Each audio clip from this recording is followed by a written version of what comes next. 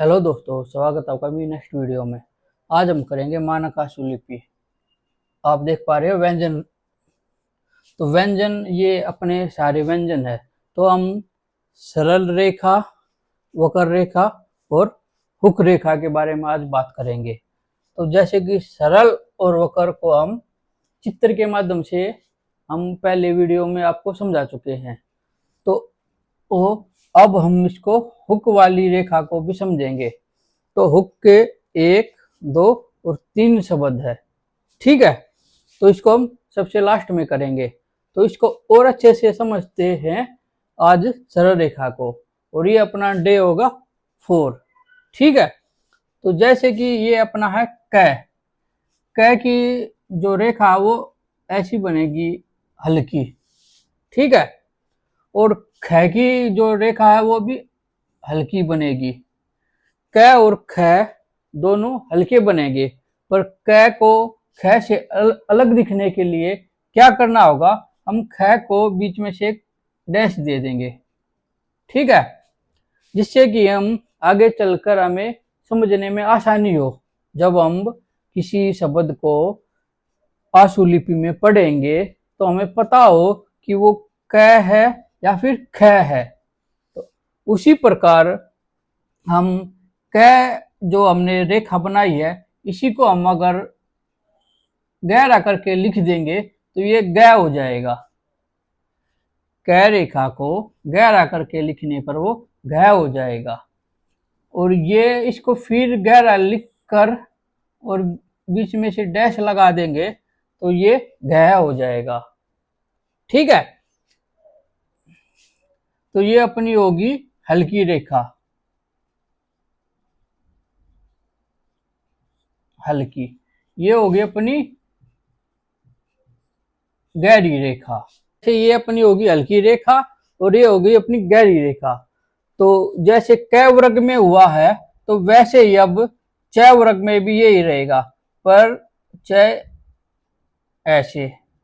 और जो रेखा मैं आपको बनानी सिखा रहा हूं ना, वो वैसे ही बनेगी जैसे हमने ये रेखा बनाई है बाएं से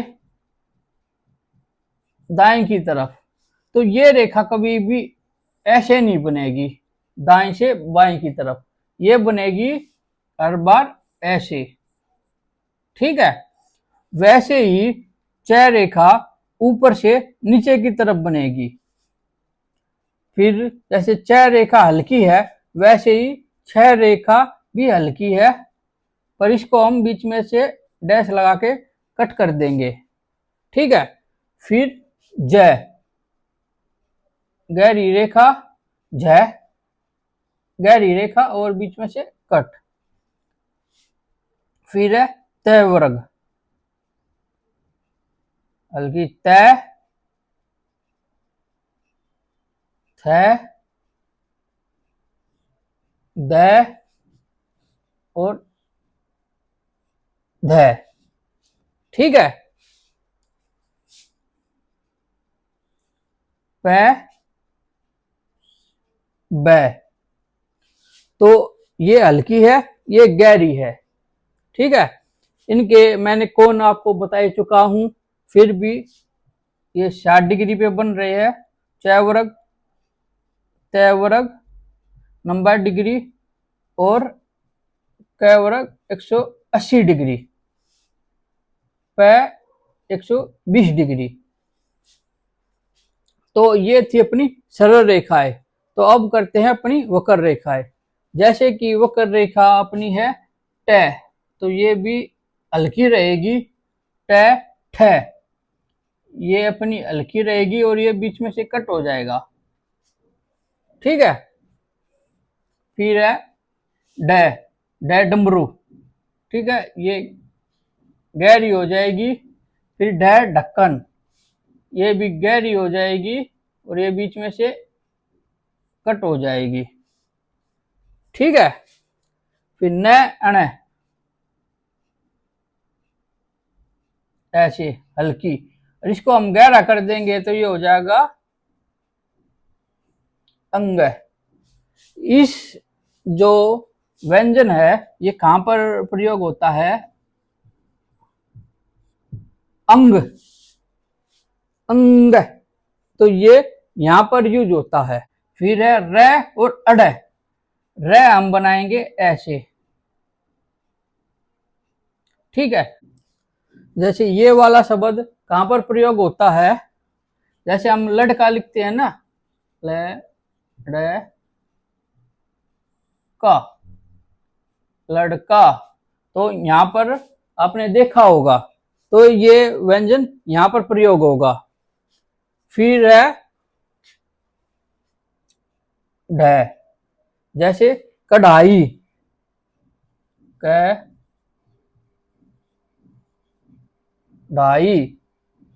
तो वो ये हल्का ही रहेगा, पर ये बीच में से कट हो जाएगा, ठीक है। कढ़ाई, पढ़ाई। फिर है और फ, जैसे फ फल हो गया और फ फकीर हो गया। फकीर हम लिखते हैं जब फकीर, तो आपने देखा होगा फ के नीचे एक बिंदी होती है, तो फ हम ऐसे बनाएंगे हल्का। फिर भय, गहरा। अगर आप ध्यान दें, जैसे कि क वर्ग, च वर्ग, त वर्ग, अगर प वर्ग को हम पूरा करते हैं तो हम इन आउटलाइन को ऐसे भी लिख सकते हैं, हल्की है, बीच में से कट, गहरी और बीच में से कट, ठीक है। ये भी हल्का आएगा, मैं, और ये ल, ठीक है। फिर ये स, फिर ये स, और ये झ। तो अब आ जाते हम हुक वाली रेखा पर, ठीक है।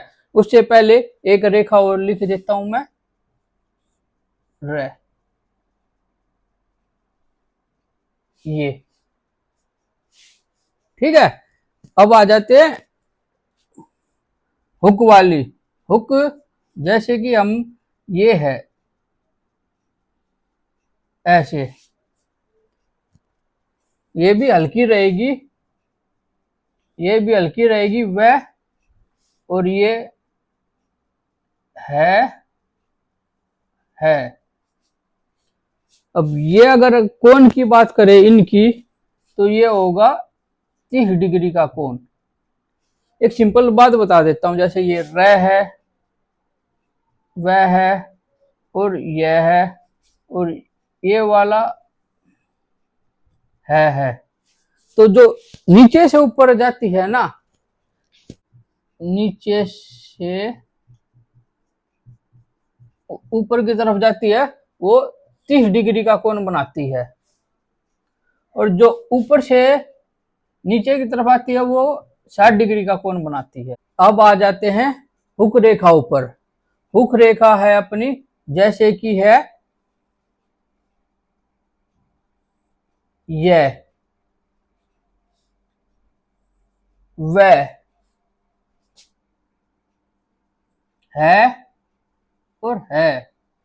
अब इनमें क्या फर्क है, जैसे कि हमने लिखा था र, ऐसे नीचे से ऊपर की तरफ, ये भी नीचे से ऊपर की तरफ, कोण 30 डिग्री, तो कोण 30 डिग्री पर ये जो अपना ये वाला शब्द है, जो ऊपर से नीचे, ऊपर से नीचे 60 डिग्री, तो ये वाला है जो ये बनेगा अपना 60 डिग्री, और ये कौन होगा जो अपना 30 डिग्री।